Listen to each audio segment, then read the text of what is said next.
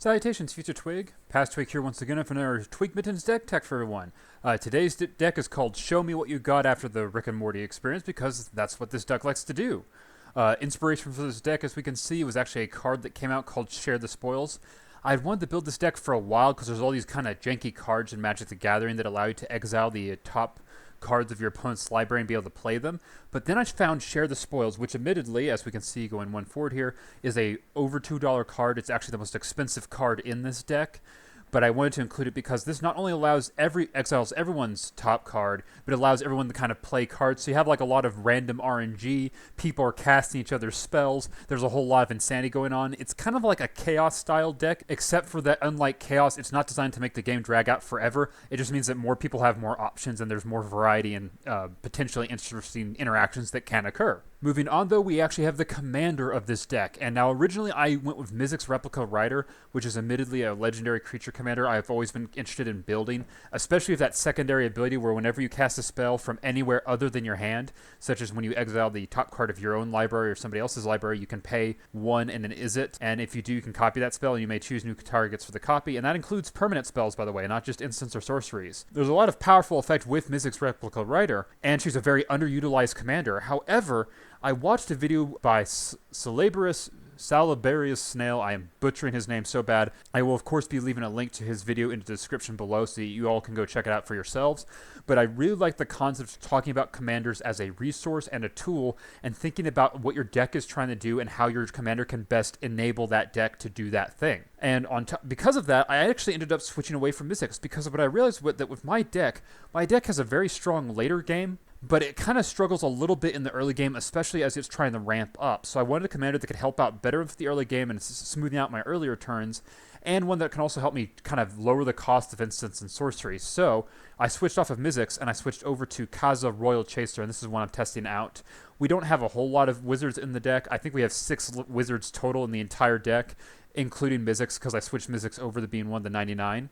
But I think this will be a lot smoother. This gives us some discounts in the early game, gives us discounts in the later game, and gives us something that is much easier to cast. And then we save Mizzix as more of like a late game push to maybe help close out the game. My last thing is that I've obviously gone off Kaza Royal Chaser for now, but do you guys know of any other commanders that maybe would work better? I'm not completely sold on Kaza. I'm going to be testing this out to see if it works well with this deck and what it's trying to do. But if you guys happen to think of another commander, please let me know in the comments below so I can take a look at it. Alrighty, so given all of this I've just shown you, what is the actual plan for this deck? Let's get into it. And that brings us right into step 1, or the early game, which for this deck is ramp up and ready up. So basically, you want to be playing out stuff like Stormcatch Mentor, little creatures that can help you reduce the cost of instants and sorceries. Obviously, we can also cast other stuff from our opponent's libraries, but we do have a lot of instant and sorcery interaction because we are Izzet, and that is definitely part of our win con for trying to close out the game. Moving on, this deck can be a little bit mana hungry. It's a decently solid curve, but there definitely are some more expensive cards that I want to play, so you want to have solid ramps such as Izzet Signet here to kind of boost your way up into those higher mana values. Last but not least, you want cards like Faceless Looting. You want to be able to draw and discard and help kind of smooth out your early turns, and it also helps to have instants and sorceries because, again, we have interaction that is important for that. And with all of that early game stuff that you've taken care of, you get into the mid game, and this is where the fun stuff starts to happen because we can start stealing cards and starting to cause the chaos. An artifact that I was very excited to see is actually Riversong's Diary. Whenever a player casts an instant or sorcery spell from their hand, exile it instead of putting it into the graveyard as it resolves. And at the beginning of your upkeep, if there are 4 or more cards exiled with Riversong's Diary, choose one of them at random, and you can cast without paying its mana cost. So if people start using a lot of like instant targeted removal, if people start using a lot of ramp cards, I imagine this is within 1 or 2 turns after it comes down, will definitely be proccing off, especially with the number of instants and sorceries we run in our deck. And then that leads us to being able to get free spells for free out on our upkeep. Moving on, of course, you still need mana, and a card I include for mana is Val, Candlekeep Researcher. This is such a unique commander, and actually one I've built I have 1 or 2 decks in the work on about, but she's very powerful because she comes down, and once she can tap to give you amount of colorless mana equal to her toughness. The only caveat is that mana cannot be spent to cast spells from hand. Well, in Izzet, especially in this deck, we have a lot of stuff we're going to be casting that is not from our hand. It'll be from the top of opponents' libraries and the like, so that is not an issue, and that is a very powerful mana source for this deck. Last but not least for these mid-game cards is actually a brand new card, and the reason I revisited this deck is we've had some new cards.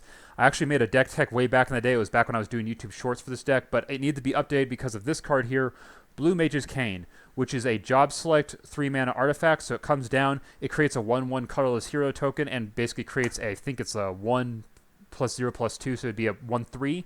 And it's also a wizard in addition to its other types, which is perfect because that works with our Kaza Royal Chaser to help tap down for more instant and sorcery discount.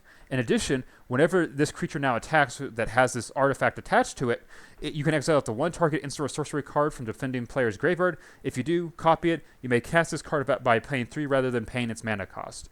So obviously we have cards like Riversong's Diary and 1 or 2 others that can exile our opponent's cards before they hit the graveyard, meaning that inevitably our opponent's graveyards won't have any instants of sorceries, but there's 99 cards in a commander deck. We won't always have Riversong's Diary down, so that's where Blue Mage's Cane can come down, and we can start stealing instants and sorceries from our opponent's graveyards and casting them for free, and that includes targeted spot removal, ramp, and other valuable effects that we would be interested in. And last but not least, we get into the end game, which is go for the goal. So now we're trying to close out the game. We've got powerful cards like one of my all-time personal favorites, Atali Primal Storm. I've only been able to cast this once or twice in my previous Commander games with my pod, but they always hated it every single time. I love this guy. He's just so much fun. Big stompy dino with a lot of spells being thrown around. It's fantastic. Moving on, you also have a bit of a weird card from I think this was the Doctor Who set called Memory Worm, which is that whenever you cast a spell from anywhere other than your hand, Memory Worm deals 2 damage to target player. That player discards a card and then draws a card, and put a 1+1+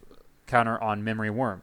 So obviously this can work for us or our opponents, so we can either ping down our opponents if they're low on life, or we can ping ourselves to take a bit of a hit but also have a looting effect.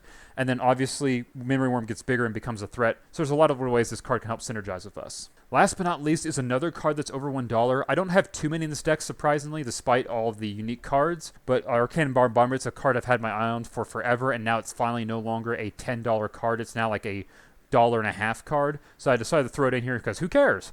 And yeah, Arcane Bombardment's awesome, which is whenever you cast your first instant or sorcery spell every turn, exile an instant or sorcery card at random from your graveyard, and then copy each card exiled with Arcane Bombardment, and you can cast any number of the copies without paying their mana cost. As you can imagine, this can get quite silly and quite overpowered very quickly. And then last but not least, we get on to the exciting cards. So we've already talked about Mystic's Replica Rider, but I thought I'd throw her up here again. She's in the 99 now, and I think that's probably better off for her. She's going to be able to get used more often than when it's appropriate. Moving on, you also have stuff like the 12th Doctor, which is very cool, which basically means that all of our spells will have Demonstrate. And Demonstrate just basically means that whenever we cast it from anywhere, the first spell on each of our turns from anywhere other than our hand, we can have target opponent copy it, and then we can make a copy again. So basically it just allows us to start throwing even more spells around, give opponents who are lagging behind in the game a chance to catch back up. Lots of fun little things. And then, of course, he obviously also gets bigger so that we have these big threats that we can swing in for the win. Last but not least is a card that's also very fun and I haven't had a chance to use before, which is Lalia, the Blade Reforged.